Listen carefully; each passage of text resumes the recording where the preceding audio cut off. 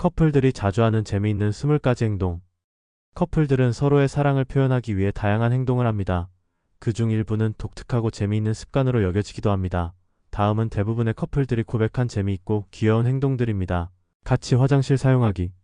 커플들은 부끄러움을 넘어 같은 시간에 화장실을 사용하는 경우가 많습니다. 한 사람이 변기를 사용하고 다른 사람이 세면대에서 양치질을 하는 모습이 흔합니다. 서로 냄새 맡기. 아주 친밀한 관계에서는 서로의 겨드랑이나 속옷 냄새를 맡는 경우도 있습니다. 이는 단순히 청결을 확인하기 위한 행동일 수도 있습니다. 서로의 옷 입기. 커플들은 종종 서로의 후드티나 운동화를 공유하지만 일부는 바지나 속옷까지 공유하기도 합니다. 이상한 점검하기. 많은 커플들은 서로의 얼굴에 있는 점이나 여드름을 집게로 검사하는 경우가 있습니다. 심지어 스킨케어 루틴을 공유하기도 합니다. 같은 집에서 문자 보내기.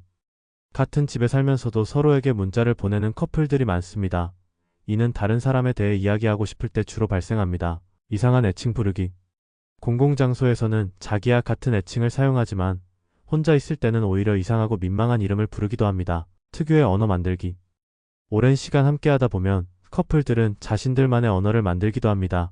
이는 유대감을 강화하는 데 도움을 줍니다. 서로 앞에서 방귀 뀌기. 많은 커플들은 서로 앞에서 방귀를 뀌는 것을 부끄러워하지 않습니다. 이는 친밀감의 표현으로 여겨지기도 합니다. 최악의 모습 보여주기.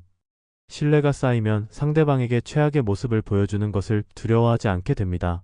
면도를 하지 않거나 화장을 하지 않은 모습이 전혀 문제가 되지 않습니다. 장난치기.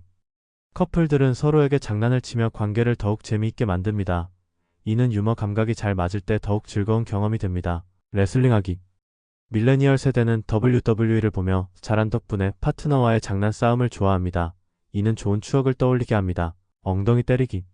많은 커플들은 서로의 엉덩이를 슬쩍 때리는 것을 즐깁니다. 이는 자연스럽게 이루어지는 행동입니다. 칫솔 공유하기.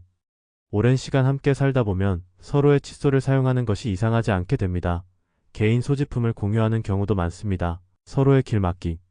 커플들은 서로의 길을 막고 장난스럽게 방해하는 경우가 많습니다.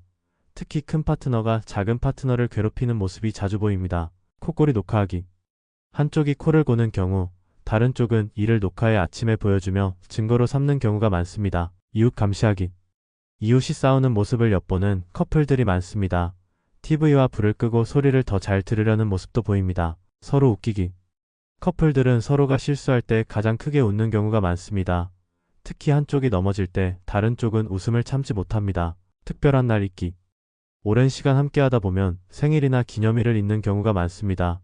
특히 결혼한 커플들 사이에서 자주 발생합니다. 함께 보는 TV 프로그램. 많은 커플은 함께 즐기는 TV 프로그램이 있습니다. 그러나 한쪽이 혼자서 먼저 보고 논란이 일어나기도 합니다. 원한을 함께 지니기. 한쪽이 이웃을 싫어하면 다른 쪽도 그 감정을 공유하기도 합니다. 이는 유대감을 강화하는 방법 중 하나입니다.